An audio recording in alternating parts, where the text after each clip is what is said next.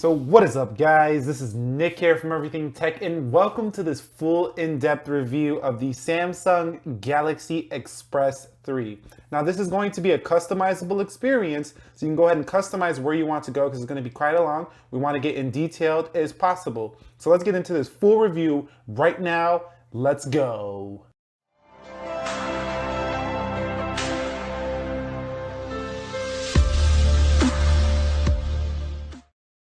Alright guys, so let's kick this off with a hardware tour of the device. So on the front of this device, you're going to find yourself that 4.5-inch WVGA, that is 800 by 480 Super AMOLED screen. So this is the Super AMOLED screen here with the Samsung logo right there. At the top of the device, you're going to find yourself that earpiece, your ambient light sensors for auto brightness and things such of that nature. That right there is a 2 megapixel front-facing camera. Just a little bit of a silver edges here that goes around to the bottom. Black cuts off and shows a little bit of white down here. So now we have the home button there, which is encoded with a silver ring around the button, as well as a menu key for, multitasking, and a back key right there. Taking it over to the right side of the device, there is a power button which is conveniently located for you to press right there. Also, if you look closely, there is some indentations here within the side, kind of in line with more of the newer Samsung devices. It's a slight indentation here in the silver. I'm not sure if you guys can see that, but there's the indentation. So going over to the top of the device, you're going to find yourself that 3.5 millimeter headset jack. So if you guys like it at the top, there it is. Another mic port right there. Kicking it over to the back side of the device, you're going to find yourself that 5 megapixel Samsung camera with a ring coated around there. You do have your flash right here, AT&T logo, and you do have your speaker grill right here. And this is where you will pop off the back of the phone. At the bottom, you are going to find your Express 3 branding, and you are going to find your micro USB port here, as well as another mic port here. On the left side of the device, it's that same indentation we talked about earlier, as well as your power buttons. At the bottom, we already talked about the bottom. So just to remind you guys, let's pop off the back. You can see the back does pop off pretty nicely, and it's not that flimsy. You do have yourself that 2050 milliamp hour battery, a slot right here for micro SD, and behind that battery is where you're going to put in your nano SIM card. This does take nano SIM card. Now, this is not a waterproof device, and I do want to mention one thing before we continue on with this review. This is the same exact phone as the Samsung Galaxy J1 and the Samsung Galaxy Amp Prime. So if you're interested in those phones, this phone is the same phone. So this review serves as that review as well. In terms of the build quality, it's been pretty solid. The glass is, Gorilla Glass, so it doesn't scratch up that easily, and it feels pretty solid here. No problems here in terms of the build quality. It is plastic, so it does have a light feel, but it doesn't have a very premium feel. I mean, it is a budget phone, so not a premium feel. But overall, I would say that it feels in line with the older Samsungs, kind of mixed with the newer design. So I'm talking like maybe the S5 kind of feel in that neck of the woods, but with the more modern and clean design of the newer Samsung devices. So in terms of the display, guys, this is that AMOLED, the regular WVGA screen, so 400 by 480. So you're not going to be able to watch YouTube videos in 720p, only 480p, which can be a bummer for some of you. But I didn't find it to be that much of a problem, especially for the price you pay. But overall, you're not going to be able to do anything in HD here. But the screen, I could say the display itself does have pretty good viewing angles. You can see you go all the way over on the angles, you could still see stuff. And because it's an AMOLED screen, I would say it's an enjoyable screen. It's still pretty to look at, but it's just not going to wow you because the resolution is low. If you get close enough, you will start to see some pixelation there. You could see it right there on the phone dialer right there. You could see the pixelation if you get close enough. So although it is an AMOLED screen, it's not the top tier AMOLED display, but still enjoyable nonetheless. All right, guys, let's hop into software on this device. And what's nice about this device is it does come out of the box with Android Marshmallow. So if we go over to About Device and we scroll down, you can see we are running Android 6.0.1 Marshmallow, which is the latest crop from Google. So you are pretty up to date here. Who knows if this will be updated after this, but at least you do get Marshmallow right out of the box here with your Galaxy Express 3. Now, although it does come with Marshmallow, because this is an AT&T phone, this does bundle some AT&T software. Right here, you got the AT&T Navigator, all these junkware that nobody's probably going to use, except people who don't know how to download from the App Store. But basically, you can disable these, but you cannot remove them, and that's kind of a bummer. But at least you can get them out of your eyeballs, but you cannot remove those AT&T apps here on the Samsung Express 3. It is bundled in here. But if you do get the J1 or the Amp Prime, there's probably less of that junkware. Although Cricket's phone, the Amp Prime, probably does have some junkware as well. The J1 is unlocked, so if you don't want any junkware, go with the J1. All right, this is going to be a little bit of a long section here because we're going to talk about the Samsung UI feature. So this is one of Samsung's later, launchers, and it's very close to the S7. So they did include a lot of, newer things. So the notification tray is the newer S7 notification tray. You can see the lighter color here. And it does have all of these options here, these little shortcuts, and it is very slimmed down and you can move these around. So you do have power saving mode, ultra power saving mode here. Scrolling that out of the way, you do have these icons that are themed out very similar to the Galaxy Note 5. I said Note 4 in my unboxing, but Galaxy Note 5. And another included Samsung feature, which is nice, is you can double tap the power button to quick access to the camera anywhere you are in the device. But we'll talk more about the camera quality itself later on. You can see you do have that animation where it kind of flies out at you. In the past, Samsung's didn't, have that animation. Also, when you go through multitasking, you can see it has that nice S7 animation where it kind of just flies in. It gives it a nice buttery smooth effect, I'm not gonna lie. And it does feel very smooth here. Also, they did include some of their Samsung apps, but it is very toned down. They literally included like 2 apps here, My Files and Voice Recorder. But Galaxy apps do come. So if you want all of the Galaxy apps, you get those. You also get Samsung's email client, their calendar, their calculator, themed out in the Samsung UI experience. Going over into the settings themselves, we could check out some of the other features that we do get here. Let's go through one of these each. Okay, so in the first one, you do get your Wi-Fi, Bluetooth. These are all basic settings here. But in device settings, you do get some more basic settings. You do get some advanced features here. Quick launch to the camera, we talked about, smart alert, and easy mute here. Going over to personal, you do get some of the newer wallpapers that you would see in the S7, like we talked about earlier. You can see you get all of those wallpapers there. So that's a nice touch if you're into that newer Samsung look here. Lock screen and security. You don't have none of those bubble effects, but some could say that's cool, that it's more slimmed down. But overall, they didn't include too much. It's basically, pretty slimmed down version of, people will say TouchWiz, but it's more just Samsung's UI now. They don't call it TouchWiz anymore.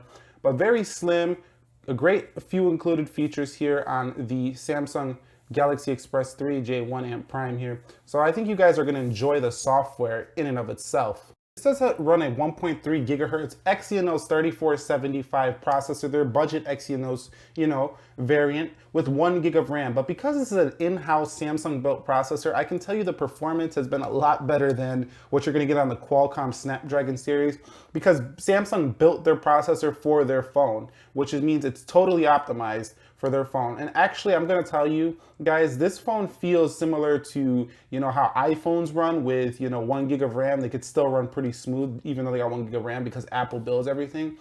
I found that to be a similar experience here on the Express 3. So don't be fooled by that 1 gigabyte of RAM. This thing still runs pretty smooth. Going over into device, you can see we talked about the 4.5 inch screen. Comes in at 207 pixels per inch here. But overall, you only get 8 gigs of storage, but we'll talk more about that later. In terms of RAM, 1 gig, like we said, so 1.3 gigahertz processor with 1 gig of RAM on the specs here. So we did run the Geekbench, and here are your Geekbench scores: 351 on the single core, 1161 on the multi-core score. So this is not going to impress anybody by any stretch of the imagination. However, don't let this fool you. The device still runs pretty smooth. Not the fastest in the world, but still runs pretty smooth regardless of these scores. So for this section, I call this the ADD test, basically attention deficit disorder, where we can't stop clicking into apps. Basically, I call it this because I used to have that when I was a kid, ADD. Not anymore. But basically, let's go ahead and hop in all of these apps and give you a real world look at the speed of this device. So let's start off with calendar after we close everything, make this fair. Let's go into calendar. Let's come back out, let's go into calculator, let's come back out, let's go into clock, let's come back out, let's go into Android Central, Let's come back out. Let's go into clock or contacts. Let's come back out. Let's go into CPU Z. Let's come back out here. Let's go into gallery. Let's come back out here. Let's go into memo. Let's go back. Let's go into memo. Okay, now let's go do some multitasking. And this is all on 1X animations. So this is right out the box how you would get the performance. And you could see that Exynos processor makes for a pretty smooth experience here. Don't see a lot of lag here. Apps open quickly. And I would say they open even quicker than sometimes on a Snapdragon processor here. So let me know what you guys think about the performance down below in the comment section.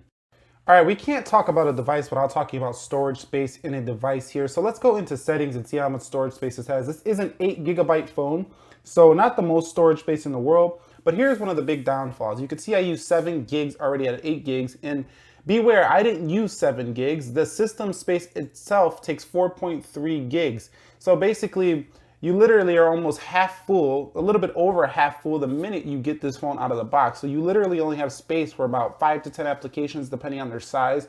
If you download a game, you're probably almost full. I downloaded Need for Speed to get into the gaming section of this review the other day, no limits. And this basically took up, a gig or so on here, and the phone's already full with a few other core applications that we do install here. And the problem here with the, Samsung Express 3 is you can't move the applications from the internal storage to the SD card. So although you do have that 128 gigabytes expandable memory on here, that's only good for pictures and music. So if you're an app junkie, this is not your phone, and this might be the end of the review for you right here, because people usually, that's a huge thing. But basically I had to mention that that's the storage on the Samsung Galaxy Express 3. All right, guys, our favorite section of any review, and usually this is the camera. So let's get into the camera and check this out, the UI itself. So let me bring in something that is related to this video for the camera section. We're just gonna take some of these, pamphlets from the AT&T box here. But you can see it's a really simple, dead simple UI. You just kind of point and shoot, just like you would find on the iPhone. A little bit different, settings here. So you do have your settings here. And let's see what you do get included. So this only shoots in 720p on the rear. So no 1080 here, VGA and QVGA. So video is gonna be kind of whack once you put it up to a computer. It looks okay on the phone. Once you get it on the computer, it's gonna look pretty, bad.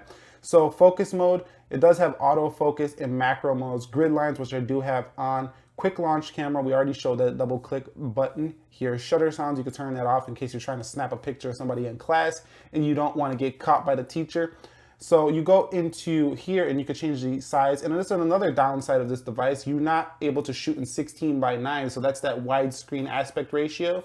So if you're trying to get things in widescreen, they're not going to be widescreen, especially for like video creation. So go over here.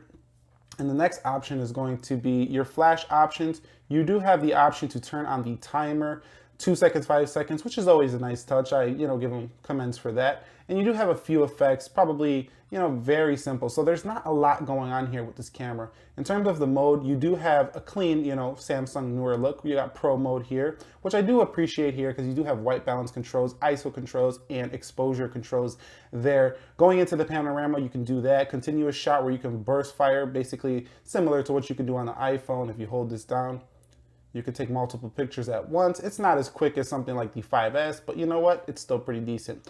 Beauty face for all of y'all who don't like your looks and you gotta beauty up your phone in a fake way. You got beauty face there. You got sound shot right here. And you do have sports right here where you can take action shots. Well, you can try anyway. I don't know how well this camera's gonna do there. But also, we are going to check out all of the samples that you can have here. You could see here about the Samsung Express 3. I took a lot of pictures and videos, so enjoy those right now.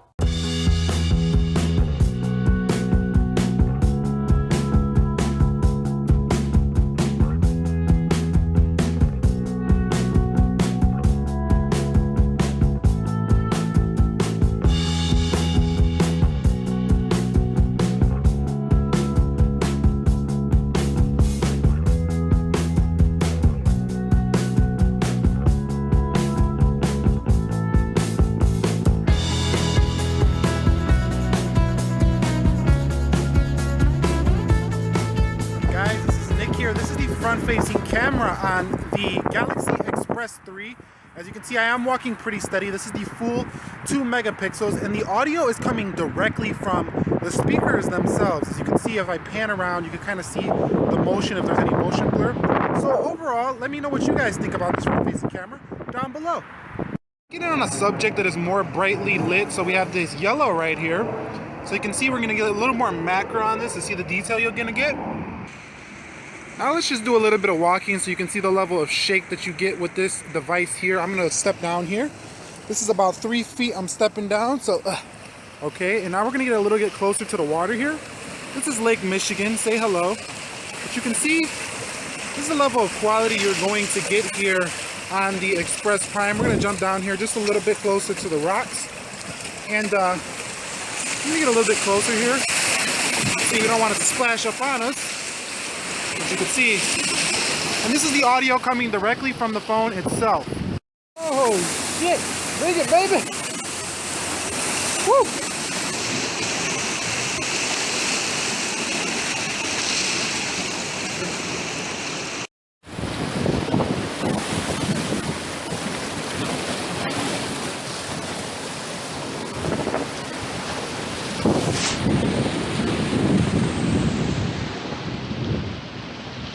So in terms of gaming, guys, we do have Need for Speed limits. We're going to play here real quick. I didn't find any problems here with gaming. This is kind of cool that for this processor, it handled gaming pretty well, and that's probably due to the fact that it's an Exynos processor. Even this more graphic-intensive Need for Speed game here, it did handle this quite well. So while it did take a little bit of time to boot up, that's why we cutscene right here, you can see that there is no lag really here, and you can actually, once you get into a game, you can actually enjoy the games here on the Express 3. So that's a plus and a benefit there for all of you who are wondering about gaming performance here on the Express 3. It's not going to blow your socks off, but it's definitely playable and enjoyable here on the Express 3. In terms of the call quality on the Express 3, this was actually, a pleasant surprise. The earpiece sounded great on this phone, and speakerphone sounded great as well. Had no trouble hearing callers. This was actually one of the better parts of this phone, was the call quality in general. I just thought it was pretty crystal clear here on the Samsung Galaxy Express 3. So a thumbs up for that one. Here is another excellent part of the Galaxy Express 3, and that is the battery life. The battery life on this thing is just a champ. It runs all day easily. I mean, it's easily all day. This is easily a 5-hour on-screen time phone. And you do have, if you put on these power saving modes, you're probably getting 6 to 7 hours. This thing's a beast on battery life. And that's probably attributed to the fact that it does have a 2050 milliamp hour battery on a 4.5 inch non-HD screen here. You do have ultra power saving mode where you can go into that really dark saving mode. So you can really eke out days on battery life with this phone. So battery life is a huge plus here. If you're looking for a great battery life, you got it here on the Express 3. All right, guys, here's where it gets juicy. My opinions, negative aspects on the device. So what's up with this, Samsung? No lighted back buttons here. Yes, I know it's a budget phone, but seriously, really, what does that cost? I don't think it's hardly anything to add lighted buttons here on the Express 3. The ZTE Z Max 2 has them, and it's the same price as this device.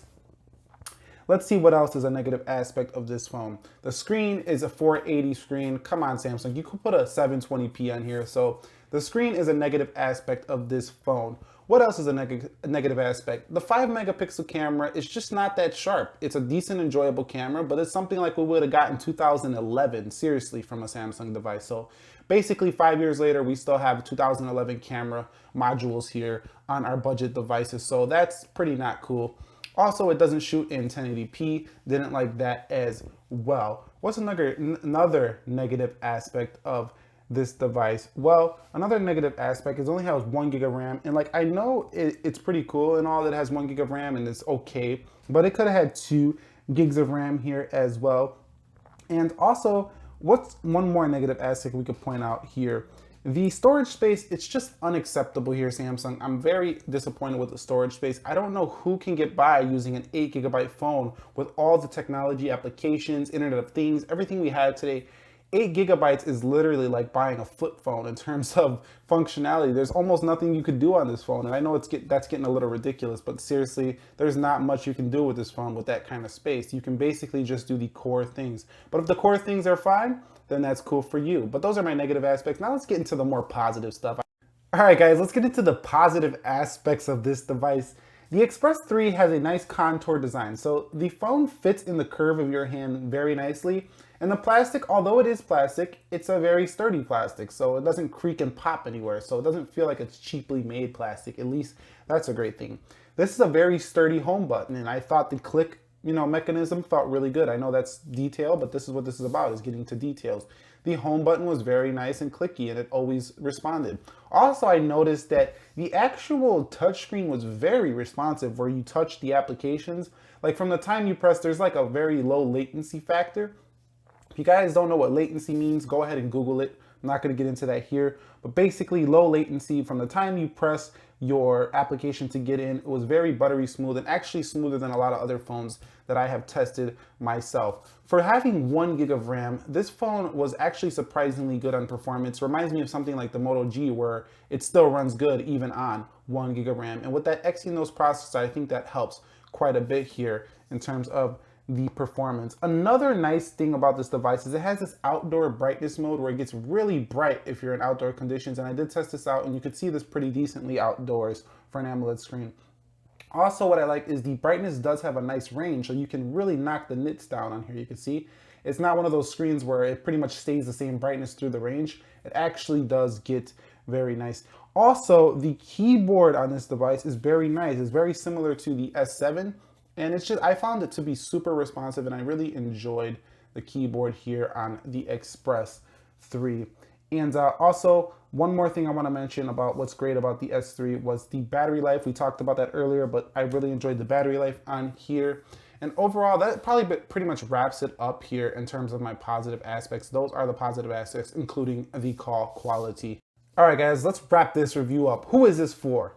Okay, if you're a parent trying to buy a phone for your kid, this can be the phone for you. If they want to stay trendy, they want to fit in with the cool kids. You know how kids are. They don't really have a mind where they think about, value and all that stuff, and it doesn't matter what people think of you. A lot of kids these days just want to fit in, and they'll learn eventually. But for now, if they want a Samsung device, this could be a nice starter phone for them if they don't need all the applications, the Samsung Express 3. Number 2, who else is this device for?